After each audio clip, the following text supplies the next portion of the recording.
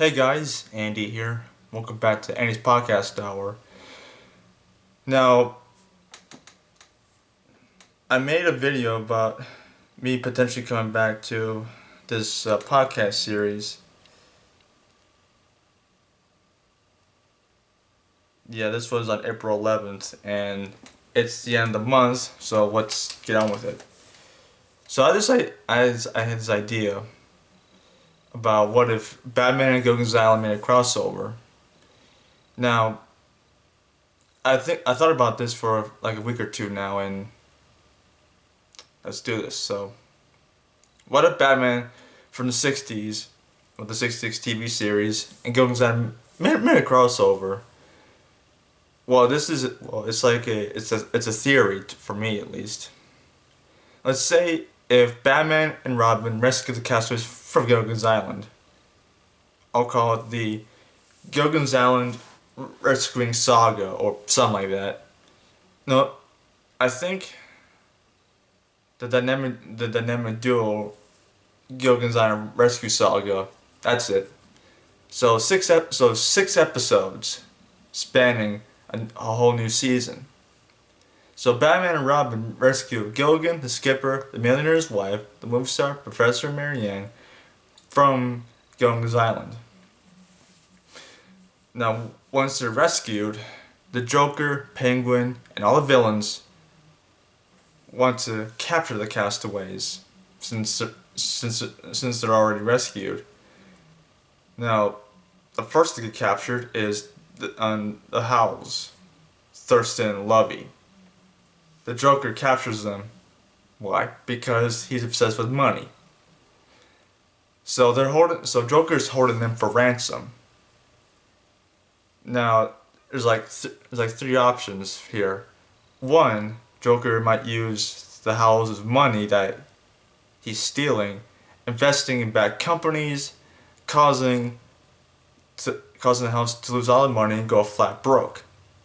Second, Joker might use the Howls' influence in finances to cause a financial crisis. Holy financial crisis, Batman! See what I did there? That was like a trope in the '60s TV series. As I was saying, my guess Joker will use the Howl's knowledge of the stock market, investing in bad companies, causing a financial crisis. Or three, it would be like a combination of the two.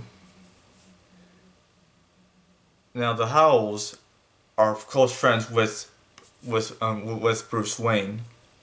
In fact, just before my guess in Batman's origin story, the Howells and the Waynes were good friends. But this is just a theory of mine. You guys make your own theory in the comment section below. Now the Howells and the Waynes were good friends.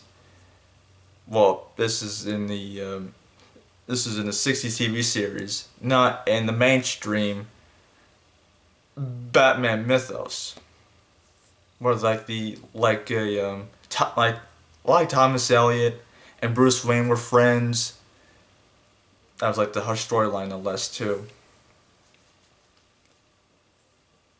This was before the Waynes got killed by criminals.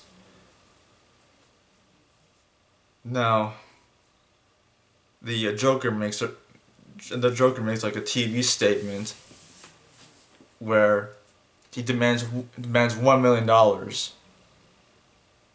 Yeah, I might get all these villains always care about money and greed and whatnot. Yeah, being greedy can be a villain's downfall. Now, Batman and Robin rescue the Howls. Joker is put in jail. And at the end of the first episode, well, actually, there's like 12 episodes because each episode is split into 2 episodes, where the Howls get dragged into a trap. Batman rescues them, beating up the Joker's goons, rescuing the Howls, and taking Joker to jail. Now that's like the first two episodes. So for each castaway, well, I'm counting the Howls as, well, since there's two of them, I'm counting it as like 2 episodes each. Now the next 2 episodes involve Gilligan and the Skipper. Now Gilligan and the Skipper are good friends in this case. They met. They met. They met Batman and Robin before. Now I think. Hang on. I think it's like in like 13 episodes where I think the first episode where the castaways get rescued. That's like the prologue, and if I was in charge of it, I'm making epilogue episode 2. So we did with the prologue and the first 2 episodes. So that's like 3 episodes. Now the second 2 episodes, like episodes 4 and 5, involve Gilligan and Skipper being captured by who else than the Penguin. Now the Skipper and Gilligan were being they volunteered for the GCPD in the water crimes division under the supervision of the Coast Guard. And then they saw Penguin's boat.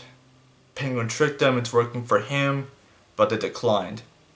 Penguin didn't take it well, so what he did, captured them and put them in like a water-based trap where like a shark, well, not an actual shark, but like a puppet shark thing, and where Batman gets lured in, gets trapped as well. In the second part, him, Robin, Gilligan, and Skipper get free, and also Batman uses that shark repellent. If Batman made shark repellent, the world would be, well, the waters would be much safer. Yeah, use some shark repellent, like a insect repellent, but for sharks, right? It's crazy. And now the Professor, being captured by none other than the Riddler himself, and just like Joker before, he wants money. Now the Professor is volunteering at Gotham City University in both Latin studies, physics, and chemistry, because that's right, he's a PhD for God's sake. So Riddler is in disguise no less as like a student at Gotham City University. Now after the class is over, Riddler captures the Professor, and I can't think of like riddles, but Riddler wants the knowledge of the Professor's knowledge of chemistry and physics to cause destruction in Gotham City. But the Professor is reluctant at first, but Joker is willing to free the Professor in exchange for his knowledge of physics and chemistry.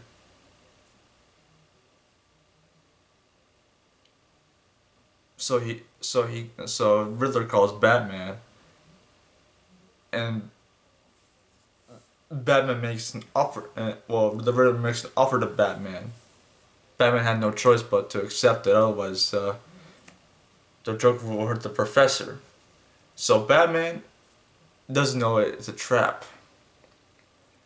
So Batman and Robin go to the Riddler, and all three get trapped. But eventually, in the second part, Batman gets free, Robin gets free, and the Professor gets free. And Riddler is sent up the river. So that is the Howls, Gilligan, Skipper, and the Professor. That's like, the prologue. See the Howls. It's like 4 or 5 episodes in. I know I'm losing count here, but just bear with me. So that's the professor rescued again. Now the movie star, Ginger Grant. And she's being captured by, well, a team up between Catwoman and Marsha the Queen of Diamonds. Now, for those who don't know who Marsha the Queen of Diamonds is, in one of the episodes of the Batman TV series, she's like a Cupid arrow with like some like a mind controlling substance where people fall in love with Marsha, and devoted to her, no less too. Holy indigestion, Batman. See what he did there? No, it's like an unlucky partnership between Catwoman and Marsha on the Queen of Diamonds. So Ginger Grant, with her acting abilities, falls for the trap quite easily. Marsha Marsha promises Ginger in a role like a movie role of some sort, and Catwoman can provide the funding by stealing by by stealing money from banks.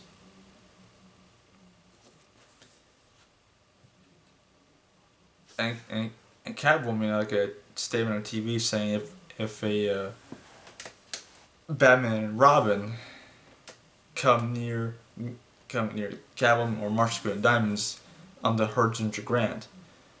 So Batman and Robin go in disguise as Bruce Wayne and Dick Grayson.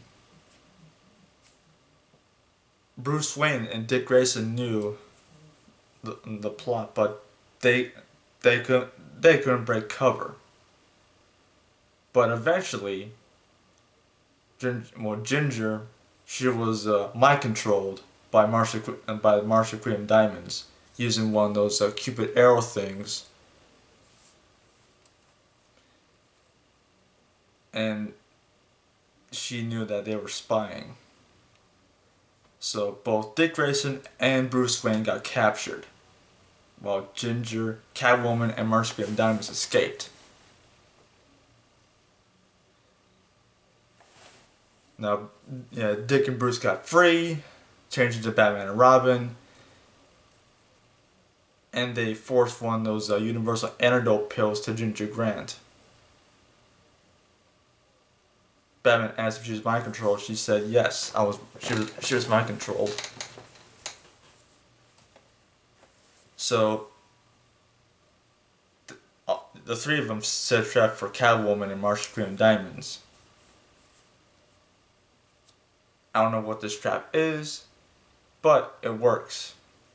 They sent both Catwoman and Marsha Queen of Diamonds up the river, where they belong. Now Marianne gets captured by, let's see who was that? Not Penguin, not Joker, not Catwoman, not Marsha Queen of Diamonds. But I think like every single villain. Somehow they've sprung out of prison and captured Marianne. It was up to Batman, Robin, and the castaways to rescue Marianne. This is like the finale of the Batman Goes on Crossover Saga event.